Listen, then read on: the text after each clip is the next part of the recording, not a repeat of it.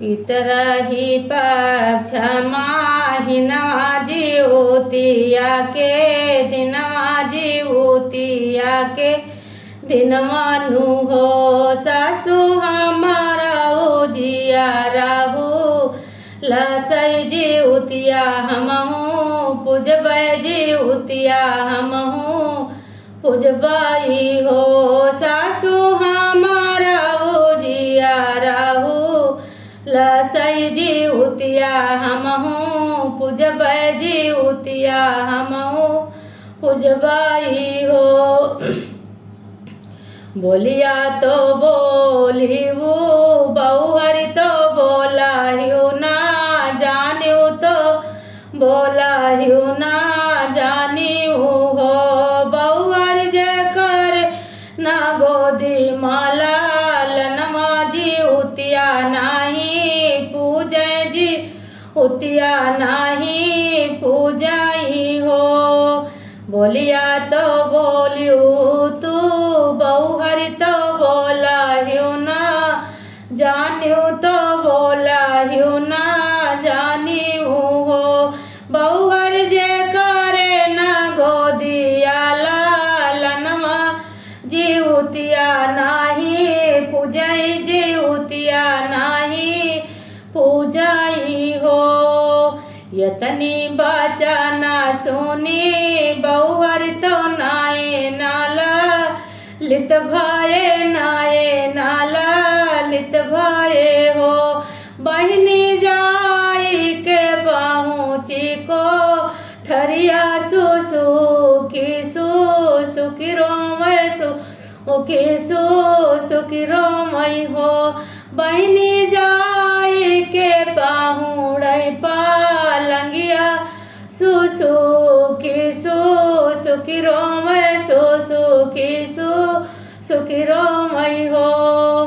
यतनी बचना सुनी बहुहरि तो नाये नाला लित भाये नाये नाला लित भाये हो सखिया जाई के पाहुड़ै पालंगिया सुसु की सुखी रोमय की सुखी रोमय हो। सासु जे गाई नाई हरवा नाना दिशा सुरवा नाना दिशा सुरवानु हो बहिनी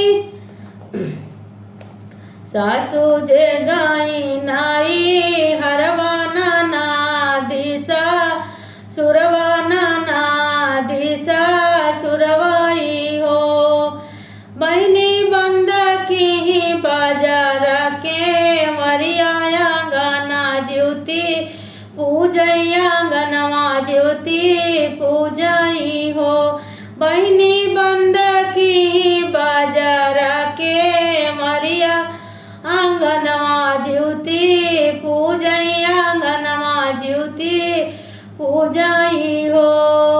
सासु जे गाई नाई हरवा नाना दिशा सुरवा नाना दिशा सुरवाई हो बहिनी बंद की बाजार के मरिया आंगनवा ज्योति पूजै आंगनवा ज्योति पूजाई हो।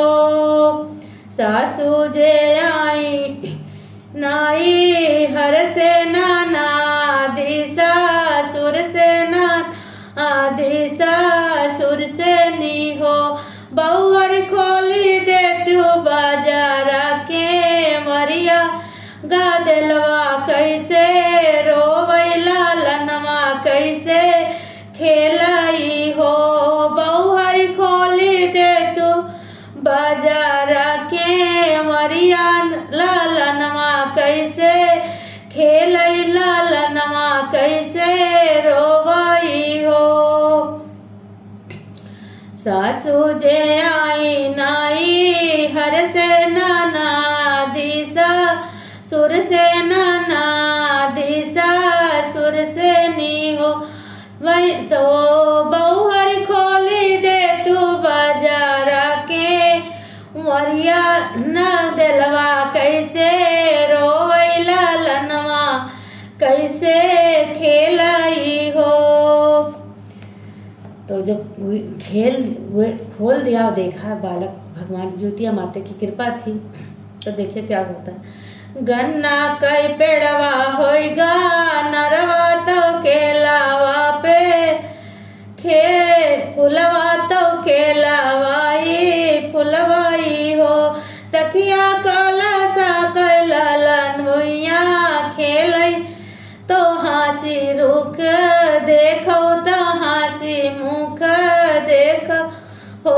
सखिया कला सा का होइगा ललन भुइया खेलई तो हाँसी मुख देखई तो हाँसी मुख बोलाई हो।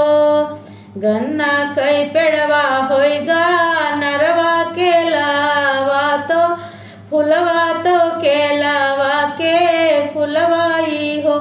सखिया कलसा का होइगा लालनवा लालन भुइया खेलई तो हाँसी मुँह से कामई तो हाँसी मुँह से कामई हो। बाएं हाथे खेलली के मड़िया दाहिने पैया लागऊ दाहिने पैया लागऊ हो। सासू ज्योति मैया देहली लालनवा चलावो ज्योति पूजई चलावो ज्योति पूजई हो। सखिया ज्योति मैया देहली लालनवा चलावो ज्योति पूजई चलावो ज्योति पूजई हो। बाएं हाथे खोलली के मड़िया दाहिने पैया लागई दाहिने पैया लागई हो। सासू जीवती मैया देहली लालनवा चलावो ज्योति पूजई चलावो ज्योति पूजई हो। देखिए तो आप लोग को कैसा लगा, कमेंट बॉक्स में जरूर बताइए। धन्यवाद। बोलो ज्योतिया माता की जय हो।